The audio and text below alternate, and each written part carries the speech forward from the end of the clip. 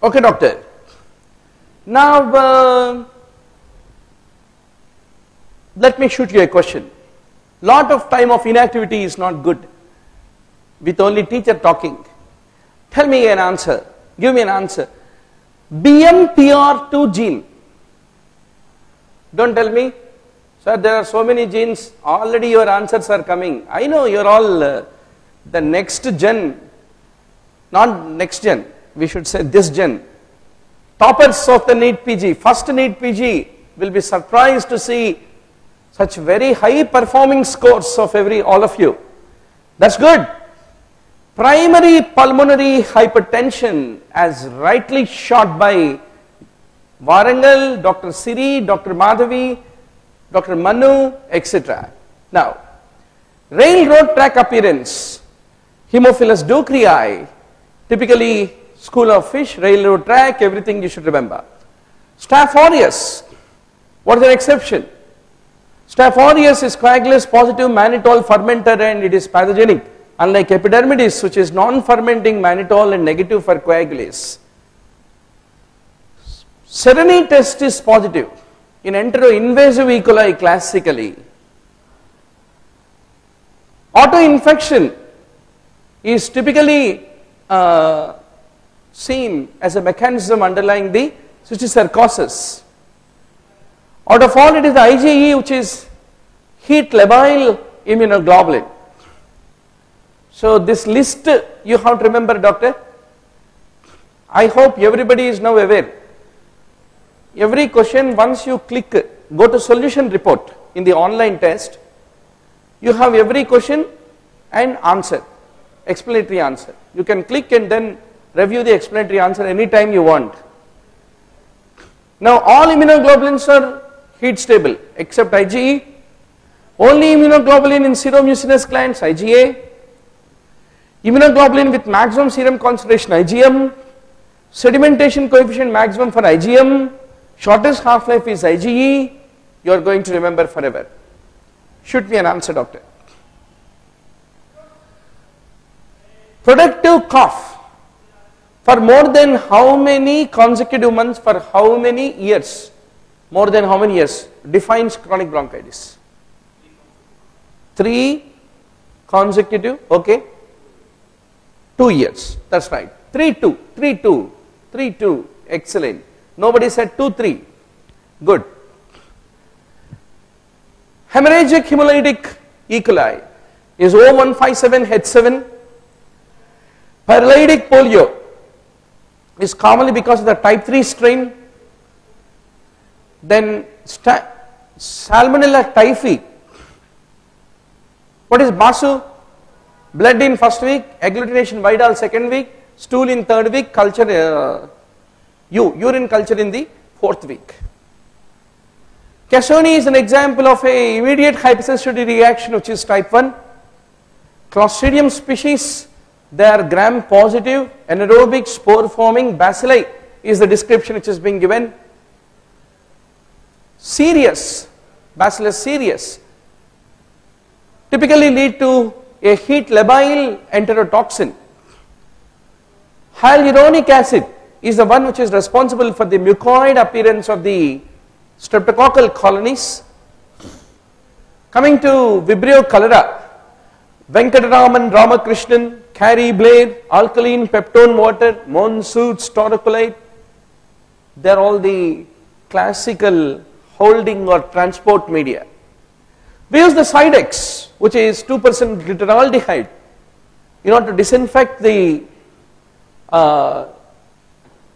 bronchoscopes. Now coming to Legionella, there is no man-to-man transmission.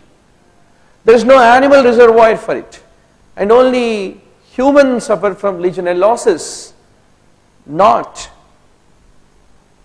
the dogs or cats, is what you have to remember. Now, shoot me an answer.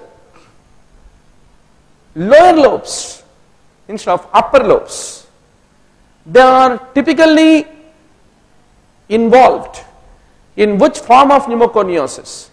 Kohlberger's, silicosis or asbestosis? Let me check the guess. Oh, Dr. Dilip says first is middle, second is upper, third is lower. But my question is very simple. Everything else is upper lobes, only one is lower lobes. Which one it is? Only one is lower lobes. Everyone say asbestosis predominantly as the answer.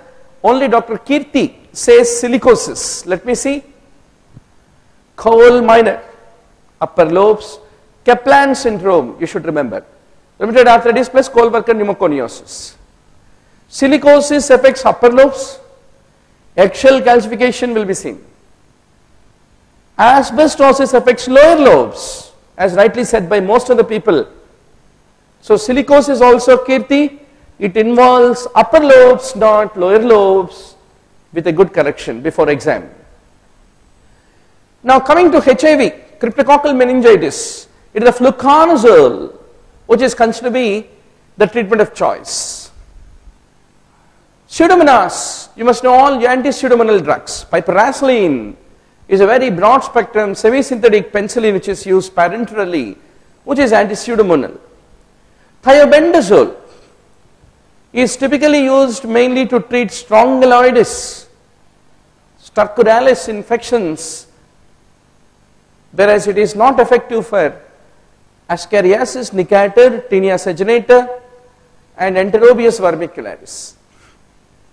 But antibacterial we can nicely guess मार सकते. Antifungal, mainly anti-helminthic, we tend to lose the game. You should not. So today only review that antiviral, antifungal, anti-helminthic until your November 23rd. Every exam mock test will be haunting you with this antibacterial, antibiotic agents. Now, pneumocystis we use pentamidine.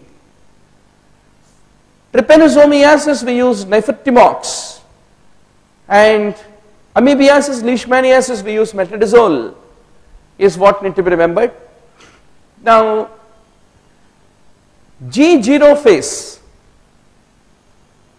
typically is the one which is considered to be resistant to the chemotherapeutic agents, is what need to be appreciated.